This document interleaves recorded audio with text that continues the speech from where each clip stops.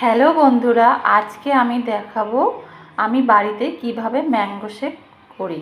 তো প্রথমেই লাগবে আম। তো আমি আমটাকে কেটে ভালো করে ধুয়ে এরকম করে ছোট ছোট করে টুকরো করে নিয়েছি। আর লাগবে চিনি, আর লাগবে হচ্ছে দুধ, আর লাগবে কাজু কিশমিশ আর আইসক্রিম। এই কাজু কিশমিশ আর আইসক্রিম আমি গার্নিশিং করার জন্য। তো প্রথমে আমি এই আমটাকে একটা মিক্সারের মধ্যে নিয়ে আগে ভালো করে পেস্ট করে নেব। আমি এই মিক্সারের মধ্যে ঢেলে দিলাম। এবারে এটাকে আমি ভালো করে পেস্ট করে দিচ্ছি। দেখুন তাহলে আমি আমটাকে ভালো করে পেস্ট করে নিয়েছি। এখানে আমি একটা আমের পেস্ট করেছি। তো এর মধ্যে এবার আমি এই দুধটা ঢেলে দেব।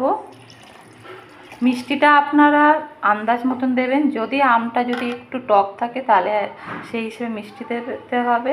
আমি এইখানে মিষ্টিটা একটু দিচ্ছি কারণ আমটা একটু টক দেখলাম। তো এই কাপের আমি আধ কাপ মতন মিষ্টি দিলাম। আবার আমি এটাকে ভালো করে পেস্ট করে নেব। দেখুন তাহলে আমার ভালোভাবে শেকটা হয়ে গেছে। এবার আমি এই গ্লাসের মধ্যে ঢেলে দেব। আপনারা চাইলে এর মধ্যে কিছু বরফের টুকরোও দিতে পারেন। আমি যেহেতু বাচ্চাদের দেবো তো সেই জন্য আমি বরফটা ইউজ করলাম না। তো এর উপর আমি গার্নিশিংয়ের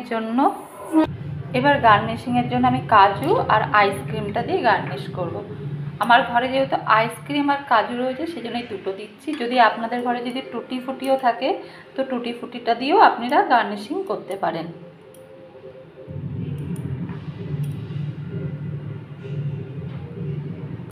আপনারা একবার বানিয়ে দেখবেন কেমন লাগে। দেখুন আমার তাহলে একেবারে তৈরি হয়ে গেছে ম্যাঙ্গো শেক। যদি আপনাদের আমার এই ম্যাঙ্গো শেকটা ভালো লাগে তাহলে অবশ্যই একটা লাইক আর সাবস্ক্রাইব করে দেবেন। তাহলে আজকে এই পর্যন্তই।